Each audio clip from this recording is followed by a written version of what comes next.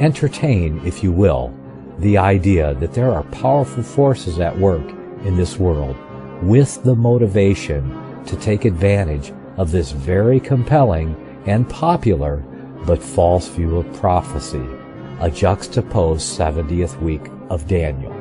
Yes, I did mention Counter-Reformation, and that does implicate the Vatican.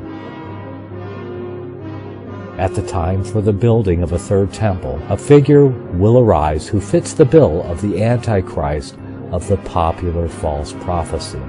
This Antichrist character will follow the popular view close enough to be accepted by adherents to this futurist left-behind view, to be identified as the true Antichrist, while at the same time he will, through popular media manipulation, be accepted by the world as a peacemaker when he makes a Mideast peace deal to include the building of a third temple.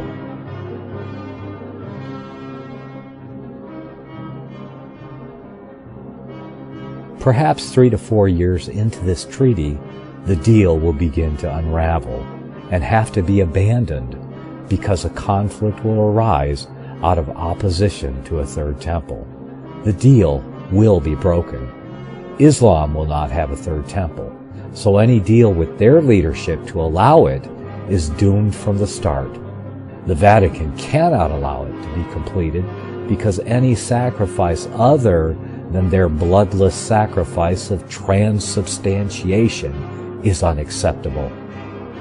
Only Orthodox Jewry desire the third temple as true believers. Evangelical adherents are true believers with a different motivation, which is to bring about events that will precipitate the return of Christ. However, they are unwitting puppets of the Counter-Reformation eschatology that they hold so dear, false prophecy. These events will most likely be accompanied by a major multilateral military conflict in the Mideast, and the world will cry for peace as usual. Then will step onto the scene the true Antichrist, bringing peace to the world.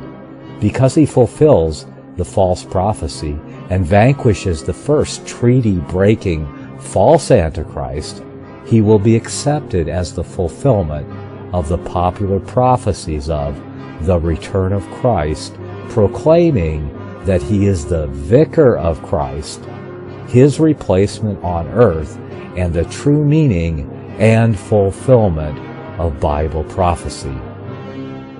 He may, as our Jewish writer suggests, propose the building of a synagogue and a Catholic cathedral to accompany the Dome of the Rock on the Temple Mount, to unite the great religions of the world as one, thus bringing peace to the region and the entire world.